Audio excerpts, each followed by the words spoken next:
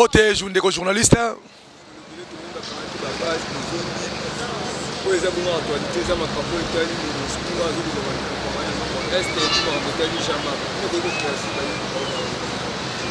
Oui, mon Mboka, vraiment, toujours regretter ma casse premièrement, le régime dictatorial qui nous a été imposé par Chilombo. Chilombo a imposé biso, régime Moroboye, il y a tract, il y a purge, il y a okanga, il y a enlèvement. Le peuple congolais, la démocratie, oh yoto bunda, biso nyonso poto zwa longonia na kati mboka totelemisa la démocratie, mais démocratie to bundela to moni que IDPS aye ko balolango na dictature. Ça dit bande ko bakufa na ba marche na manifestation, ça dit bakufa na bango pamba. Ba mesure politique nyonso, oh Kabila ndorozwa, ba pratique politique nyonso Kabila ndorozwa, Chilombo komi ko salango à outrance. Akomo salango na ndenge l'équipe ndelo. Yango wana tolobi que de oyo IDPS le baka union pour la démocratie, de wana il faut balongo la de wana batia yango union pour la dictature parce que ça dictature. Tout le monde dit que non, Montaroloba, il faut pas qu'on aille interpeller. Namakambo Etali, est-ce qu'il y a République démocratique du Congo bande konangai? Ils ont fait ça mawa pe passi. Bon mon lobby, moi n'amboka président Eli Martin Fayulu, à Sangisaki batna cadre, il y a le 2 août. Oh, il y a journée, il y a commémoration, il y a bato nyonso oh bakufa na génocide. Dans journée, il y a génocide parce que les autres ont compté plus de 14 millions d'habitants massacrés gratuitement comme ça par les Rwandais. Les Ougandais, ils ont massacré Bango. Ils ont fait ça passi. Ils ont fait ça passi, Makasi. On est de guerre avec vous. Seulement, nous devons militer pour chasser ces régimes pour que la paix revienne à l'est de la République démocratique du Congo. Parce que les régimes sont en place, ils sont en connivence, ils sont en collaboration. Ils ont ennemi à peuple, les Rwandais, les Ougandais, les Burundais. Ils sont en réunion, ils sont en CAC, ils sont commissaire Bango. Bazwa ndingisa matière ya Congo lelo bonde konanga et comme le kola batiango na wenze ya kota pona Rwanda za le côté Uganda za le côté okene okotsa mboka na kati ya CAC okotsi mboka na kati ya CAC ale simanango Rwanda opesa biso eloko na kati ya relation seulement bazwi Chilombo atandi matière na biso ya Congo likolo ya mesa oya koyiba ayiba na yango donc tozo kufa biso ba congolais pona bomengo na biso maintenant bon drapeau na biso Congo ezali drapeau oyo il faut epepa pour le kumu ya peuple congolais c'est significatif et ça drapeau mokote otozo mona rato moni ngo pamba boye mais ezana na signification bleu ezana na signification nango rouge ezana na signification nango ça dit il faut tout ça la debout congolais nous devons construire un pays plus beau qu'avant biso vraiment il faut to tonga école wana et ko to tonga yango na conscience ndeko makambo MONUSCO ezo le lisanga makasi makambo MONUSCO peuple congolais a eu conscience. Pamba tende ko MONUSCO yawa il y a de cela 22 ans na kati ya Congo. À part 22 ans wana, baza 20 000 hommes soldats ya MONUSCO, baza na kati ya Congo awa. Mais banda ba yawa na kati ya Congo, bakoma na kati ya Congo pere nyakate. MONUSCO akoma trafiquant d'armes. MONUSCO akoma trafiquant ya minéraux ya peuple congolais. MONUSCO akomi ko kamata richesse oyo et ko équitablement pour les Congolais ba se développer. MONUSCO akomi ko koma complice na ba Rwandais na ba Ouganda. Vous allez voir bon monaki que ndeko ya MONUSCO oyo ya aza porte-parole à MONUSCO alobaki que non guerre ya est ya République démocratique du Congo etali MONUSCO te etali MONUSCO te etali Rwanda Ouganda na bakonzi ya République démocratique du Congo mais yo MONUSCO oyaki pona mission ya sécuriser peuple oyaki pona mission ya retirer paix na kati ya République démocratique du Congo MONUSCO a komi ko boma congolais peuple a manifesté parce que la revendication est à droit qui est garanti par la Constitution. Droit on a peuple à manifester que non, nous ne voulons pas de toi la MONUSCO. Pli bagage et part. Mais MONUSCO a commencé à tuer Minduki. MONUSCO n'arrive pas à tuer réellement sur les ADF, sur les M23, mais MONUSCO a bandit tirer Liboso et peuple. A bomi plus de 17 personnes. Bon, tu vois, peuple a tombé qui a landi MONUSCO na fuite. Na kati mi tukana ba minéraux. Na kati ya zokimi sa ba blonde plein de minéraux ba coltan ba uranium ba manganèse ba biloko na kati wana peuple alandi aluka yeba mituka na bango baluki peuple aye ko luka yeba elo ba aider bango pour ba kene malamu sikoyo MONUSCO a tiré sur 3 peuples a buki barrière ya Kasindi a buki barrière a tiré sur 3 peuples y compris na commandant ya Kasindi a tiré sur eux Donc c'est-à-dire la MONUSCO a plein de droits. Et là, on peut s'amuser pas si on a. Et on peut s'amuser pas si Patrick Mouya soroza maloba olobate kanga munono vanda calme. Vanda calme papa. Ozoto moki sabatu. Yo collègue à la télévision Patrick Mouya on va nous sabatu que non. Oui, la MONUSCO nous condamnons non français ou tu as ma bé ou le français ou tu as ngote bien pété. Nous condamnons ba Aktuana et puis ba toto kangi, ba peuple congolais to kangi. Ba ozala puni sévèrement par la rigueur de la loi. Papa Nangai. Congolais na mboka na ezo manifester. Nangola ba benga na MONUSCO. Tu as bien histoire te? Nangola ba benga na MONUSCO. Sierra Leone ba tumba na MONUSCO. Hein papa? MONUSCO ayaki na mboka na biso azozwa budget, une institution budgetivore. Ba futaka na mbongo na biso. Ba na mbongo na biso. Akoma komati mapeka kati ya mboka na biso. MONUSCO doit plier bagage. Patrick Mouya toza na posta koyoka français na mabe ozolo bakana te. Kanga munoko na yo peuple congolais ndaza boye atomboki. Peuple congolais azana pasi makasi. Bandeko bakufi na ngamu na biso plus de 17, MONUSCO a kufi misatu. Ozo côté la MONUSCO, oh les responsables, il faut pas la punir. Et bon MONUSCO ce qu'on a à punir bango. Nana à punir MONUSCO. Oh attirer la balle réelle la population a bomi peuple congolais. Et peuple congolais zo ke ngolé la passe kunda baningi bandeko ne. Bolandi bango beti sous masasi. Babotoli bembe ba tusu azoki. Plus de 970 blessés. Ndeko nangai. En tout cas mboko yo eza mboka ba congolais. So monique aux un complexe il y a pour soi pembe Patrick Mouya to ebisio que biso ba congolais to lingi MONUSCO te. Tu es là c'est parce que les congolais ba lingi te yo zala wana mais ba tient na volonté de Tshisekedi. So ki biso to lingi yo zala to linga les mêmes na yo. Mais un vrai ministre a rolo ba bongo te. On va nous connaître ba congolais na média, on va nous n'importe quoi na ba congolais na média. La MONUSCO est une institution, il y a ba mindele. Ceux qui ont insuffisance, ils ont droit de plier bagage bakende. Nous devons renforcer nos FRDC. FRDC na biso foto futa ngombonga malamu, to somela ba minduki ya malamu, formation ya malamu, babunda bitumba parce que Toros n'a jamais été to sous-traiter sécurité na biso na ba paya. Et ça dangereux pour na biso. Voilà un état fort, il faut avoir en charge sécurité naï. Merci. Mbote mwana mboka Joël Mopanzi Sango. Dossier qui n'a pas tiré et puis il va pas se retrouver au pétrole et oui, merci na baïba Kongomani manso ba pesinga lokutu ba kolanda ngai. Et ça li pasi comment na Congo oyo ezali infiltré na niveau ya est. Baïba Kongomani ba kokufa mais koto yo ndeko Kabila Hippolyte Kaname akoma na ko exploiter pétrole au sein ya Kingakati. Kingakati wana ba étudier yango site lié site pétrolier o ba koma ko exploiter pétrole na kati ya Kingakati ye moko mtakoma ko exploiter pétrole na bato na ye oyo bazo investir makambi ya pétrole ndeko Kabila Hippolyte Kaname ndeko na ngai ezali pasi lelo balobela ngo na kati ya sommet ya CAC mais siko etikali ke total siko Monsieur Chilombo o ayebisaka biso ke ya ali fachi béton ya ali bombe o bato IDPS bango moko ba pesa e kombo baloba ete fachi ali bombe béton te kasi ali limbondo o ndenge balobaka bango moko nga fu de fona fingi ete mena lobi ndenge bato na ye moko ba pesa e kombo baloba ke limbondo Chilombo ali limbondo lelo yo total ye soki ali capable to ali responsable akende kobimisa Kabila na Kingakati lié wana zo ekoma lié ya mboka parce que ezali lié public oyo peuple congolais bakoki kotinda bango bakene kosala misala ba exploiter pétrole ezalebele na mboka na biso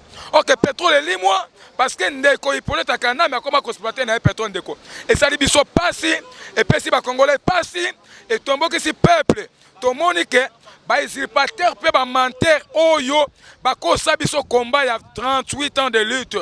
Les 38 ans d'élite, tomoni yango na institution, bakoma koyiba bambongo ya l'état, bakoma kosakana na mbongo, lelo yo problème tosi koyo kangai na yo ndeko na ngai.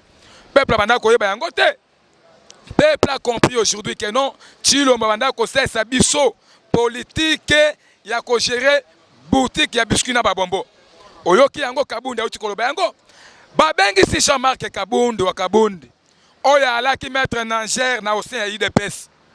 Lelo maître Nanger abinga na konanger nga moko teke na Nanger na Chilombo chikata bombe to Nanger na fleuve nga na koyi konanger nga moko te pendant que le peuple souffre papa baye batie na biso procès à distraction.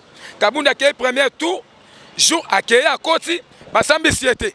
D'ailleurs, on accuse Jean-Marc Kabound même en violation de la Constitution. En violation de la Constitution.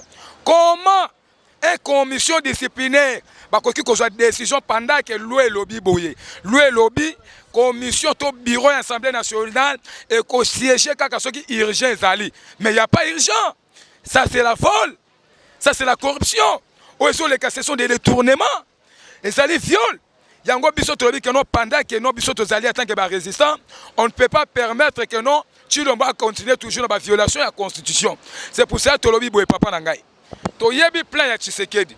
Comme lui-même Tshisekedi a été créé par Mobutu. L'esprit mobutiste continue jusque-là. Tshisekedi, Félix Tshilombo, veut encore créer son opposant. Oyo babengi na kombo ya Jean-Marc Kabound, atina bango na Franck Diongo pour que baya ba déstabiliser opposition na terrain. Tolobi que non, cette fois-ci, la personne qui gère et qui contrôle la République, dans le moment Oyo, c'est Martin Fayoulou. Yenda Ali maître, Yenda Ali Otobengi Birin, Ali Aigle, Amona Kamusike si Amoni, Yango Tozo invité peuple nyonso. Toi la fiche là, toi bana kobengana ndeko Tshilombo, yakoyeba kokangisa ebisaka. 2023, élection ou pas élection, Tshilombo kosala wapi libanda. Le quoi tobi libanda et sengeli que notre continue toujours na kopesa mbela ko mobiliser population. Rien d'autre que la révolution. Peuple français, ceux qui a bonga lelo, mboka ya Paris, ceux qui bazwa lipanda na bango ya malamo, c'est grâce à la révolution papa. C'est grâce à la soulèvement populaire. Biso tolobi yango, nous sommes prêts camarades de Tshilombo. Fongola lokutu pesangai. Biso ndenge tozali prêt à kobengana yo na bokonzi oyo. Yeba yango élection to élection te pesanga lokutu na yo ndeko Tshilombo yo ozokende. Ozokende. Yo kokende na singa na kraka na culotte. Yo ko sala na peuple te. Peuple baso pour ma peuple na est. OK, yo benga na Monisco. Peuple a bengani Monisco, yo zo côté la Monisco. Lelo yo Monisco komi ko livrer population, peuple a telemi le soso, ozo côté la Monisco, koto ye ko basko Monisco kende pour so maele na yo ko ba force régionale. Atia bango na est. Uganda, Rwanda, Burundi, Tanzanie, Kenya, soki Monisco akei azo bato wana atia bango na kati ya est. Biso tolobi Monisco kende. Tango Monisco aso bima. To songeli siko yo. Tokangisi pe bisakola na Monisco. Oyo esa mabele ya bakoko, esa mabele ya Kimbangu. Mabele ya Fulusi, mabele ya Lumumba, mabele ya Gungu Pemba, mabele ya bakoko na biso tokotika yango te. Nous devons continuer toujours la lutte, peut-être continuer la lutte. Plan ya vote électronique tobo yango. Nous voulons une élection crédible et puis apaisée puis transparente. Élection où ekopé sa peuple souveraineté na ye. Élection ekopé sa peuple et le ko ali ko luka. Peuple a vivre malamu ali ya malamu tant que ça va na malamu. Awa toyo ki uti ko kata le sous 37 000 francs tu ko bakisa. Ba fonctionnaire à l'état. Ba 101 000 francs. 100 000 na 1000 francs. Moi bino so continuer kaka. Tshilombo yo ali. Tshilombo ali moi Sandumba. Tshilombo oyo abeli malade ya sida politique. Tshilombo abeli malade ya sida politique akokosa peuple akolembate. Tala lelo bana oyo. Bana oyo na moment oyo bakosa la bana mo bazotanga classe lobby bakomi bazali ba venir ya lobby mais bana oyo bakokola bakomi lokola biso bazo continuer toujours comme on a ba politicien miyibi lokola Tshilombo. IDPS c'est un parti de voleurs, c'est un parti de criminels, c'est un parti de kuluna. Ba côté si kuluna na mboko ce sont des gens de l'IDPS. 38 ans de rien. Bakoko kitata faire à mungwate ata kola fufute ata kopa made seso kitate classe ya bana éducation ya bana kutu baby Tshilombo lokola tanga te a baby c'est l'éducation ya bana soit disant gratuité na mbushimai bazotangisa bana na CNCT manga na mbushimai na kabeka mwanga mboka tata na ye ata tableau ya libaya ezate ata tableau triplex ezate bazoki mampushimai bazwa na Kisasa batondi na Kisasa petit bakola ko somisala Tshilombo comme si bango bato babude auparavant bano benga oba yaka bato babude lelo komi na baluba na baswahili na baholo na banani bikolo nyonso koma kolu kongola vivre na mutu teti tozo souffrir biso nyonso les gens de l'IDPS boyo kanga malamu Congo oyo ese ya biso nyonso ese ya baluba eza ya bambala, eza ya bayaka, eza ya baswahili, eza ya biso nyonso ekolobo moko. Soki ozo vivre souffrance oyo ndenge bazo bomba bandeko na est, les gens de Goma, basui Bunagana, basui Tchanzu, basui Biruma, basui Rutshuru, basui Fizi, basui Masisi, baye kozwa mboka oyo ya Kasindi. Les gens qui combattent biso vers Goma. Tous ces gens-là, ce sont les gens du M23. Mais c'est Tshilombo est allé signer un accord avec des forces régionales. Nous voulons la paix, nous voulons soutenir notre armée. On ne soutient pas une armée infiltrée. Nous, peuple, nous sommes prêts à aller dans la réforme, il y a armée. Tous les fakiers, les étrangers, nous sommes dans l'armée. Tosi, Rwanda, Ouganda, Burundi, au bazar na armée na biso. Balongo na ba poste stratégique ya armée. Pour que tocha ba na mboka na ba poste stratégique, na ba poste opération militaire. To pesa bango mayele après tokei na bitumba face à Rwanda. On peut pas aller au combat. Soldats na munduki ya malamu te, minduki bakoma kochango ba fi de rekui. Kene na ba souciat. Des gens, des policiers. Baso britannique population. Or que la loi dit que non, policiers sengela kengela peuple na biloko ya peuple. Les gens dans le quartier de Fandi, ils sont à 22 heures. Ils sont à embouteillage. Ils sont à Feni, comme le colonel en Rwanda. On dirait que c'est un pays étranger. On dirait que c'est Wapi. Tracasserie, les gens des motocyclistes. Plaire. Les gens ont besoin de Koumamituka. Baso Lela. On souffre. Tshilombo to baye yo. To lingi koka kabisaka na yo. O songe pa ya mwakangu na yo Kagame. O ezamboka Kagame te. Songa kuna. Luka mama na yo. Azana Congolais te, à la Congolais. Oezamboka Bangolais te. Oeza Congo. Oezamboka Union Européenne te. Ezamboka Comité international te. Oeza Congo. Nous les Congolais tolobi que non 2023. Ceux qui ont mis na vote électronique, ceux qui ont mis na koyiba. Ndeko nanga. Toko kanga yo singa na culotte. Wana nga fou de fallu tunalobi. Merci banamboka. Oui. Na minya koloba te. Ona koloba boye. Tshilombo. To baye le kuta na yo. To baye le kuta na yo. Au Costa Rica na projet 100 jours. 100 jours vite caméra yiba mbongo. Au kangiye asali 10 jours na boloko obimisie. Est-ce que mbongo wana zongisa yango? Azongisa te. Tande va souffrir. Et ça commence comme 240 000. Ça fait comme combien? Et tant que yo moko muluba. Au Costa Rica le biki non, bana mboka bobanga te. Thompson ezoya, bosoma Thompson à 2500. Wapi yango? To mona yango te. To lembi yo Tshilombo. Le kuta to lembi yo. Kanga bisaka na yo. Kende pa mwasi na Kagame, kende ova na Rwanda. Tika biso ba Congolais to luka muto biso poni ya malamu. Wa ko bongisa biso Congo. To lembi yo Tshilombo. To lembi yo le kuta na yo. Oso ibipe mbongo ebele Tshilombo kende. Kanga bisaka soki 2020 ça dika erika pa. Ko ya tina ndaku na yo to kango basinga. To okene wana mutakala. Okene Rwanda mutakala Tshilombo. Rwanda okene mutakala Rwanda. Tolobi na Tshilombo. To baye le kuta na yo. Likuta to baye. To baye le kuta na moyibi. Oyibi pe mingi. Oyibi pe mingi Tshilombo. Bonjour mon amboka.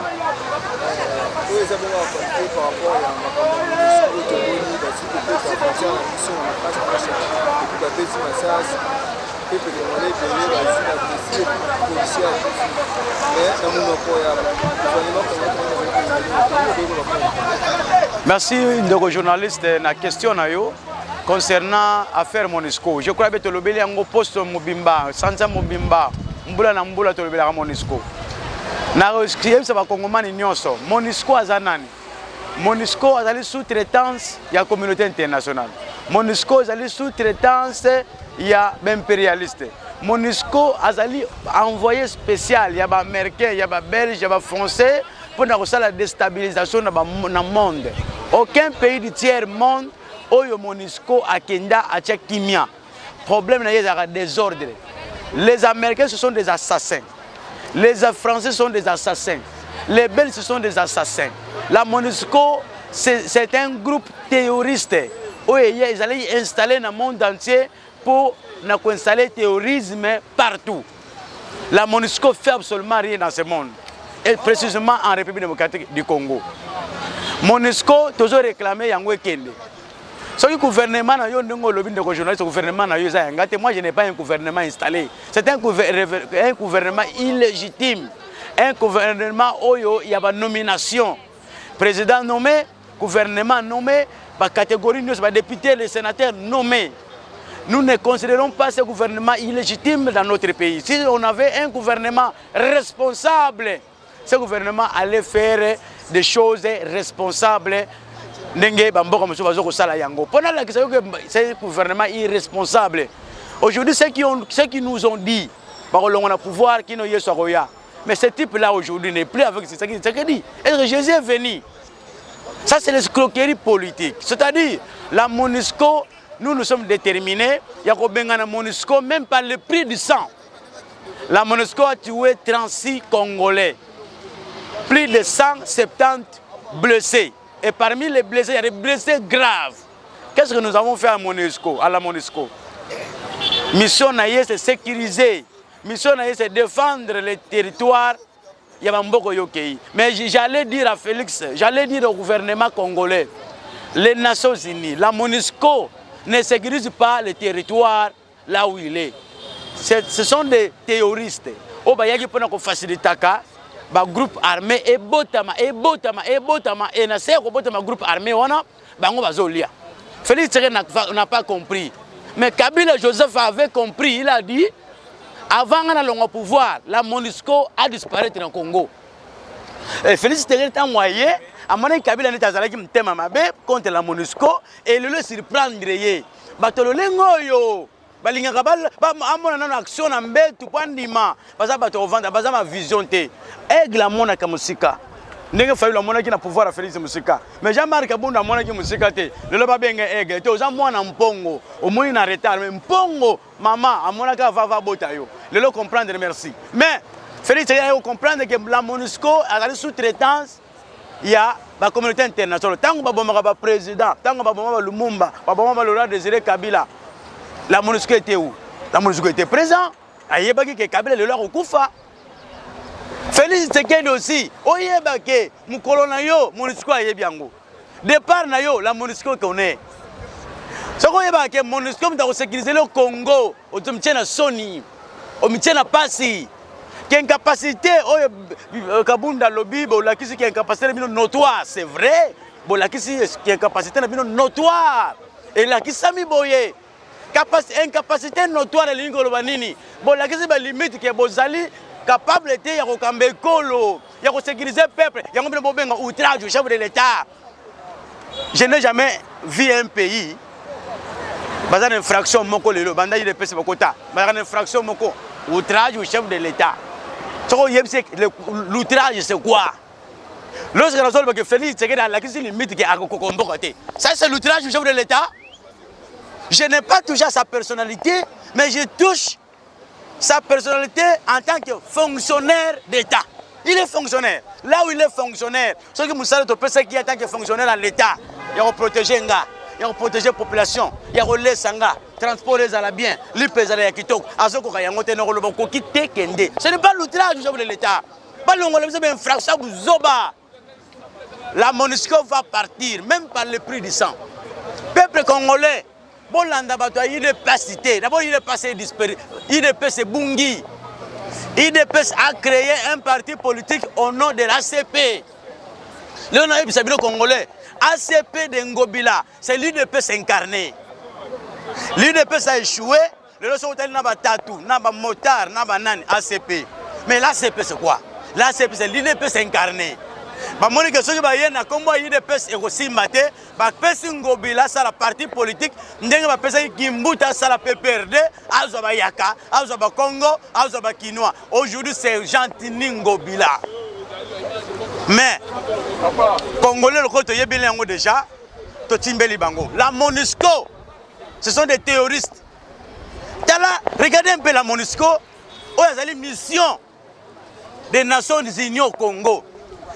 Bakeko sala nini na Uganda babimaki air nini bakendaki air nini tango boye na frontière nanga ya mboka nanga il faut baye babo wuti wapi bien que bolati tenir MONUSCO non le kola bayebi que Félix Tshisekedi o azalelo nyonso bakosala aza pere akobanga bango abangaka bango mpe abangaka États-Unis atabangaka bango atuni bakongole boza banani fongola masasi betaka. Et nous voyons Félix Tshisekedi aloba banquette et salema yo zomona mutu ndanga zoboma mutu. Vous voulez les enquêtes? La MONUSCO lui-même accepte, elle-même accepte que oui, nous acceptons et nous avouons que la MONUSCO nous avons une population. Au fond, la banquette est nine, bakangande, troupe wana bakanga. Pour ceux qui ont c'est trop dur, mais bakanga bango, basibir, rigueur à loi. L'état de droit, et pas besoin de boyer. L'état de droit, ils n'ont pas maman ni son sacré pour dire la bombe policier. L'état de droit. Et c'est quand Jimmy Titenge, beaucoup enlevé, et vous tiens dans le Kokuna, l'état de droit, non. Bishop peuple quand même par le prix du sang. Et Tshisekedi et la MONUSCO, vous serez dehors, vous ne serez plus au Congo. Même par le prix du sang, Tshisekedi, tu vas partir. On n'a pas besoin de toi et de tes partenaires, la MONUSCO. Il y a deux avant MONUSCO, parce que tu as peur de la mort. L'autre, ils ont le Lumumba, ils ont la place à Kitoko. Mais ils sont martyrs. Mais martyrs, ils sont mutute. Ils sont mutute. Chilombo, Lumumba avait défendu le pays. Toi, tu ne défends pas le Congo, c'est pourquoi tu as peur de la mort.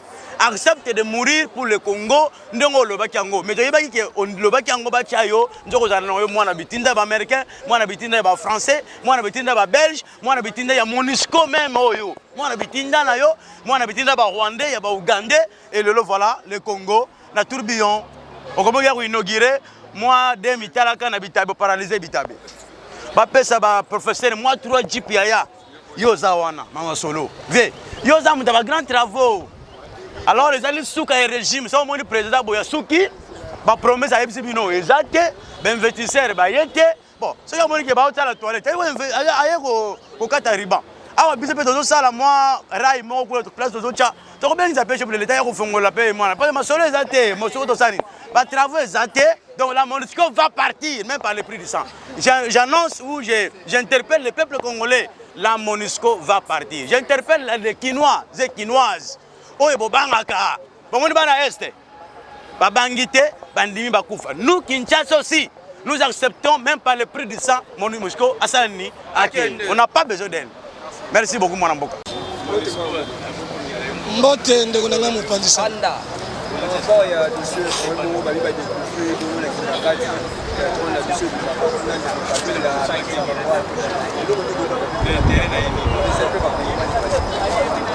Bon, ndeko na ngai mutuna tuni ngai naza pena na matière nango penda te mais quand même ça na kopesa mwa makanisi nango soki balobake no pétrole ezokobima na kinga kati ezokende soki wapi aki la faute papa mboka ezokambama te mboka oti ndenge toza boye heureusement kaka mpo makambo ya bacoup d'état esila mais soki ezalaka mbele mboka tomona likambo solengisanga mboka mpo mboka eza dirige te mboka eza dirige te moto nyonso azosala oyo alingi mais Kabila alongwa na bokonzi Kabila atikala un citoyen simple comme ngai comme congolais nyonso bon pétrole ezobima na kinga kati ezokende soki wapi l'autorisation ya nani nanga azopesa nzela mpo biloko wana ebima ekende mpo mboka bolobi mboka eza na mokonzi Félix mais biloko wana ezosala na kinga kati nanga azopesa ordre voilà bisika mboka ekomi mboka ezokambama te mboka eza na bakonzi te batie bajuicer ndenge Jean-Marc Kabunda alobi eza biso te nous sommes en train de régler ce que Jean-Marc Kabunda a dit bozwi dans tête ya mboka botie un juicer Kabunda est allé plus loin alobi laissez Félix na mutu ya mboka c'est un danger toyebi te qu'est-ce Kabunda a vu yango tozolinga na mekana kota toyango tozolinga justice akala biso Kabunda ayebisa biso danger ya moni eza nini oyo ayebi bavandi na Félix bale na ye likopa basalaki na ye o banomele bango na pouvoir. Mais lorsque Jean-Marc Kaboundé est en train de dire laissez Félix au sommet de l'État, c'est un danger. Mais nous voulons que la justice puisse nous prouver. Pas d'Axabiso, pardon, Jean-Marc Kaboundé nous prouve Félix est un danger en quoi? Pour la Mboka. Il y a un lobby, Mboko, mon frère, Zoka Mamate, Ndego Mopandi Sango. Ils ont une condité. Baté, bateau, baya, papa. Pour Kamba, il faut que tu quelque part. Baté, le bichon, monsieur, qui n'a jamais été même, à ta tête, n'a pas ouessé public à Salangote. Ou baté, yo, au Gobana Wap. Ngai, naza enseignant, le long même, na cause de ça, que nous avons fait sa candidature. Quand tu as expérience, tu professionnel, tu as dit moi, mais yo, il y a une expérience, il y a 5 ans à partir. Il y a un pétrole. Makama pétrole, c'est que Félix pas bien.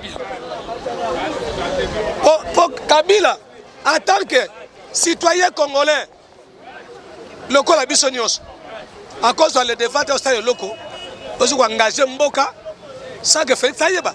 C'est ça le copain là bango. Mais bah y bien. Félix a déjà monté ses limites. Félix a coquille ma cambouté. Il n'était pas préparé. Il est venu là-bas seulement pour s'enrichir. À s'enrichir. Et nous avons entendu Jean-Marc Kaboundé dire Mbongo, il y a des contribuables congolais. Ils ont des jets privés. Ils ont des paradis fiscaux. Côté ce que nous avons banaté. Maintenant, je tourne de Félix. Mouninga Kabila. Oyo Bengati Rwandais. Dès qu'il dépêche au pouvoir, Kabila sera stradé au Rwanda. Atongi Kingakat na RDC. Bongo yo Félix le lot de 4 ans. Kingakat na yo tongeli wapi. Mbongo kaka zoke no wapi na mikili na poto. 2023 que tu organises les élections. Que tu organises les élections ou soit organiser les élections tu finiras par partir. Il s'agit que même à quel habitude est un peuple congolais écoutanga.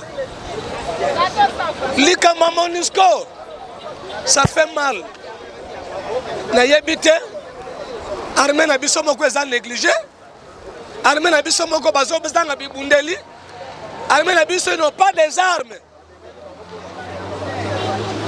Mais bozo tche likia na force moko étrangère pour sécuriser bino. Voilà les conséquences. Voilà les bateaux qui motema. Ils commencent à tuer même nos forces de l'ordre. Bakuri bango na poste à Kasindi, ba forcer bango baboy, ba bedi bango massage à bout pota bakufi. To yebite la diplomatie assistante ya Ndeko Félix yo et même Mboka wapi. Chilomba a sillonné. Natanga l'histoire. Il y avait un message à la tour du monde. C'est Magellan. Mais le long à Congo, nous avons un Magellan au nom de M. Félix Antoine Tshilombo, qui a fait le tour du monde pour aller chercher les investisseurs. Plus grave, à quel qu'on a même investi hier sur l'Ankunda. Mais depuis nos Satan Moliwana, pas même société Moko, et Yete, nous sauté.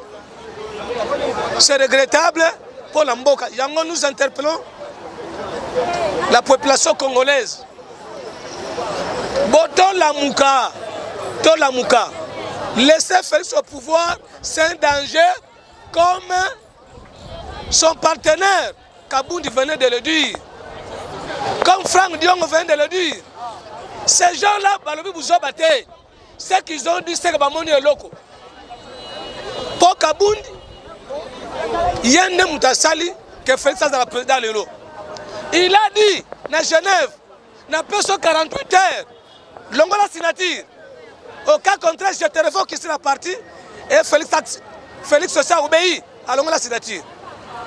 Même Kaboundé, Moutaïbi Sake, coalition FCC, démocratie et Koufa.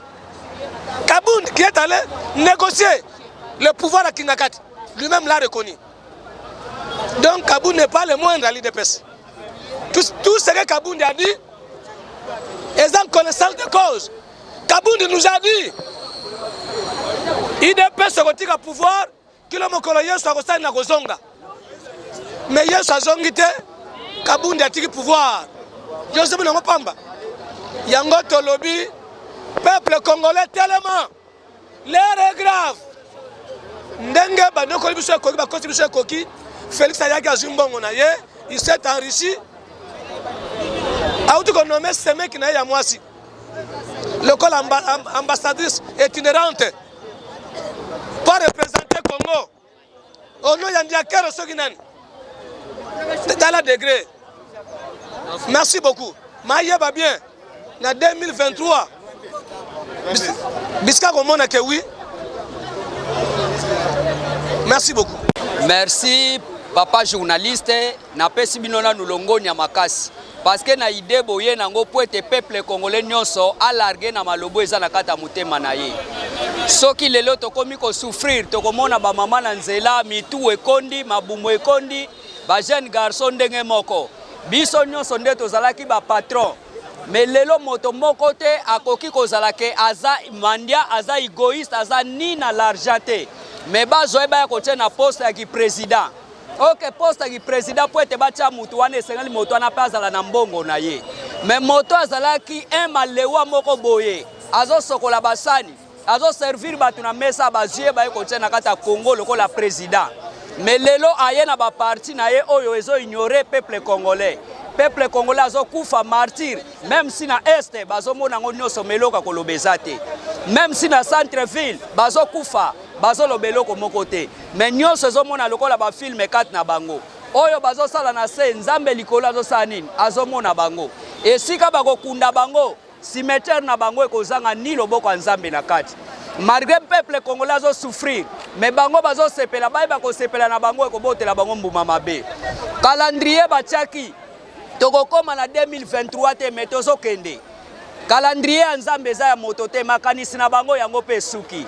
Bayeba kendenge bazo sepela. Biso pe toko sepela bongo me bango bakolongwa wana bakotika biso ebonga na biso ya Congo. Parce que Félix Tshisekedi aza incapable.